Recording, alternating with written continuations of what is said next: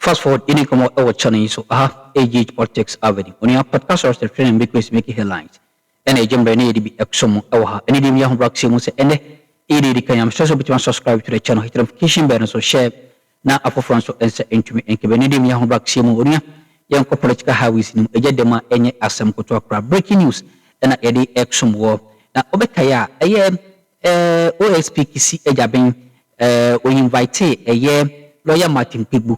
Na ene okupim oho na okupie na so ye no odu ha enkra yensa ate ene se ye detini papa na onua enya asemkoto akra na assistance na ode ne lawyers se omunhye da enim ba bi potia eye OSP etimi ede papa no akọ enti breaking news ye de exum ene eduai ene se lawyer Martin Kpebu ye detini no by OSP yemu wansiminu.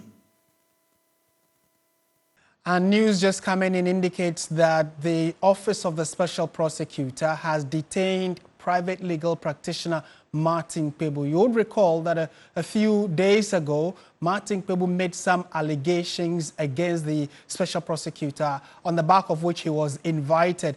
He attended upon the OSP and some disagreements came up and he needed to come back. He was asked to go and come back. He returned again, and today we are hearing that he has been detained. And for many of you who've been following the story, you'd recall that as we speak, 3 petitions have been submitted to the president for the removal of the OSP. Martin Kpebu, the private legal practitioner, indicated also that he was going to submit his petition for the removal of the OSP today to the president. But we are yet to know whether he was able to successfully file that petition to the office of the president. However, just a few minutes ago, we are told that he has been detained by the OSP and his lawyers are unable to reach him after entering the premises and the office of the OSP. So we'll keep very close tabs on this development and update you subsequently. You're still watching News 360 on the 4th time. The Public Utilities Regulatory Commission, PURC, has announced a tariff review this year, though it will take effect in 2026.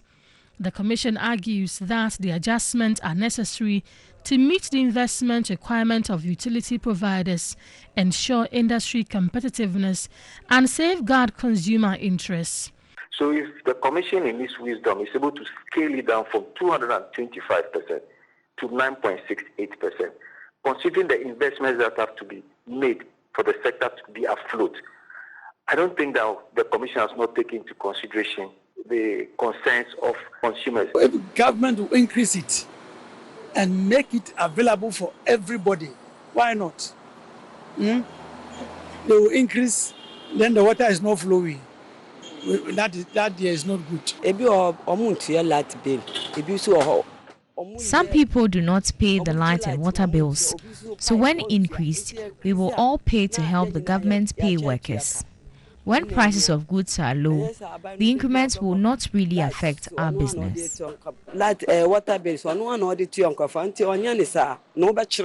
It affects goods and services, whatever, because people who are also producing goods and services who use electricity may want to add the cost to the prices of their goods.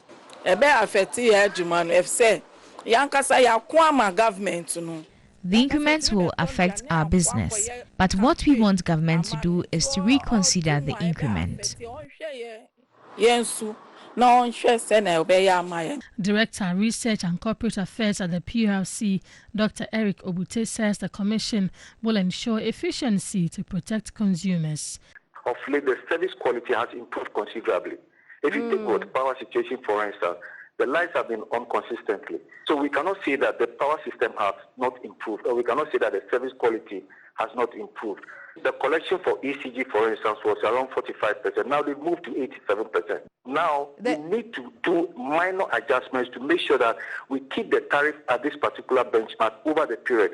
Since May 2025, electricity tariffs have gone up by 18.34%, while water tariffs stood at 4.02%. Meanwhile, the Trades Union Congress, that's the TUC, has expressed outrage over the Public Utilities Regulatory Commission's announcement of a 9.8% increase in electricity tariffs and 15.9% increase for water tariff effective the 1st of January 2026. In a statement signed by the Secretary General, Joshua Ansah, the TUC described the timing of the increase coinciding with the government's 9% minimum wage and base pay increase as a New Year's gift that undermines workers' gains. In 2025, the government had implemented a 10% wage increase alongside cumulative electricity tariff hikes, which exceeded 18%. The TUC says the 9% wage adjustment for 2026 has effectively been nullified by the new utility price increase, leaving workers struggling under rising living conditions.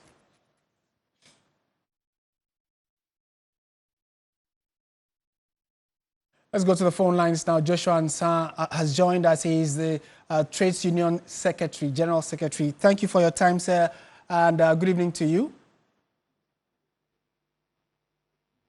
Hello, Mr. Ansah, can you hear me? Right, we just want to get some further clarity on the specifics of what the TUC is saying regarding the latest release by the PURC, which is the new tariff they've just announced, which will take effect from the 1st of January 2026. The TUC has raised concerns about it, saying that it actually wipes out the increment that was given to them by government, some 9% increment. And in the statement which was signed by Joshua Ansah, the Secretary General, the TUC says that the timing of this increase coincides with government's 9% minimum wage, which they believe has been wiped out by the new increment. Mr. Joshua Ansah hopefully has joined us. We hope we have a better connection. Mr. Ansah, good evening. Thank you for joining us on TV3. Good evening. Right. To start with, were you consulted by the TUC? Were you part of the stakeholder groupings that the PURC met before coming up with these new tariffs? Thank you very much, and good evening to your listeners and your viewers. My sister, the truth is that TUC was one of the stakeholders, we attended one of the stakeholders' consultations, and we requested at that time that we needed a full documentation on the intended increases that the utility services are bent on doing. As I'm speaking to you today, we have not received any documents on that. So it was I can say that it was an inconclusive discussions, and whilst waiting for the document, then we have actually received this with shock and surprise that the tariffs have been increased.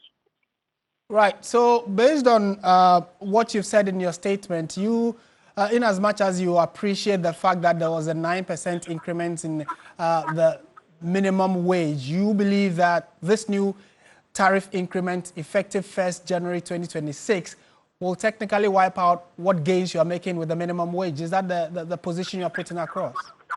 Exactly. Even one person will know that if you are worth 9% salary increase, and you also come out with that an increase in tariffs for 9% and the 15% respectively, then the 9% is now going to cost zero. And we think that this is unacceptable to us, and we are going to have a press conference on Monday, and our position will be declared to the whole world. Yeah, but Mr. Ansah, it was expected that there would be utility tariff increments. Wasn't there? Was TUC not expecting it? And if so, what percentage were you thinking government or PURC should have put out? Well, we think that in a proper consultations and discussions, both parties must sit and agree on something before it is pronounced. But you cannot just unilaterally come up with a percentage of your choice. Meanwhile, discussions are still ongoing. So I don't know why they are rushing in doing that. And our position is that this cannot be accepted by workers of this country. And you will do everything to ensure that it doesn't happen in this country. Right. You cannot give us 9% and award 9% the tariff increases, which start the same day. All right, Mr. Ansah, we know that Yes, we would have to leave it here. Like you say, Monday you'll be putting your position across quite forcefully. We'll be bringing that to our viewers as well. Thank you for speaking to us on TV3. Thank you so much. And we go on to some other stories now this evening. Right, the Ghana Medical Association is pushing back against claims that newly posted doctors are refusing to take up postings, insisting that the situation is driven by real and persistent challenges within the health system and not defiance. The association says these challenges, including accommodation, accessibility, and others, must be urgently addressed to motivate doctors to accept and remain at the assigned stations. A troubling trend in Ghana's healthcare system is once again making headlines as a nationwide posting exercise exposes deepening cracks in the sector. 7 out of every 10 medical officers recently deployed across the country, according to data from the Ghana Health Service, have failed to report to their assigned post. Out of 463 newly posted doctors, 305 have not shown up. In the northern, Upper East and Upper West regions, not a single medical officer has reported for duty. This is unfolding at a time when Ghana is already struggling with a long-standing imbalance in the distribution of health professionals. Current data shows that over 80% of the nation's doctors remain concentrated in just 2 regions, the Ashanti and Greater Accra regions. The health minister has since given the newly posted doctors 1 week to report to work. We will give them 1 more week to report to their various health facilities. We have nearly 50% of all medical doctors we have in this country in Greater Accra alone. It's not scary. Health experts warn that the disparities are widening, raising urgent concerns about service delivery, equitable access to health care, and the country's overall health system stability. What is keeping the doctors away? General Secretary of the Ghana Medical Association, Dr. Ǎrresťěd, maintains that the narrative suggesting that doctors are refusing posting is inaccurate. The fact that the person has not reported does not mean that the person has refused posting. So I think that needs to be corrected. This posting just happened just barely, I think 2 weeks or so ago. Some have committed themselves to certain engagements to feed, to be able to live, and they have to disengage. It's also important to note that some have also reported and have been told there's no accommodation. He wants the Ministry of Health and relevant authorities to address these underlying concerns if the situation is to improve. So, for example, if you were posted to, for example, Bawku, where there are serious security concerns, you will need some assurances of how safe you are to be able to provide the care. If you have been also told, for example, that there's no accommodation available, you will need some assurances of where you're going to stay so that you can respond to emergencies at the middle of the night, etc. And so these discussions must happen, and that is what we are appealing, that beyond just issuing the fiat, it is important that conversations like this happen, and those that have certain genuine concerns, we address those issues so that they can go. So it is not a matter of they've refused, they've not refused, and they don't want to go, and what is that? Concerns have been raised about the centralization of postings from Accra, and experts have called for the decentralization of the system to enable district and regions to undertake the recruitment and postings of doctors, as they are better aware of the situations prevailing in their areas. In more news this evening, the Minister for Lands and Natural Resources has announced that government is preparing a new legal instrument that will establish a comprehensive long-term framework for mineral royalties in Ghana.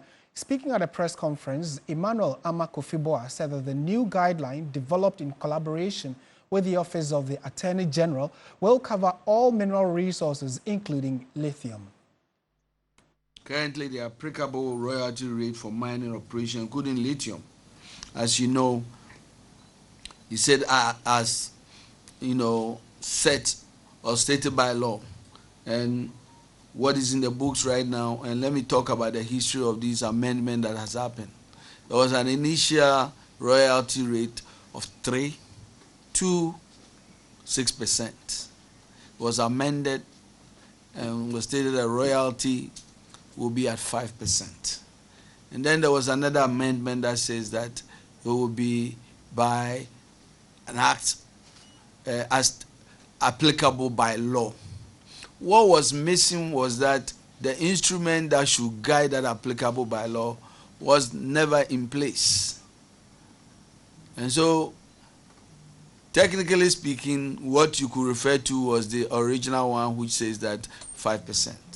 I'm very happy to inform you that we've worked closely with the Attorney General. We'll be coming to, once we finish your cabinet, we'll be coming to Parliament with a new instrument that will permanently lay a complete, comprehensive guideline on royalties, not only in the lithium sector, but in all minerals.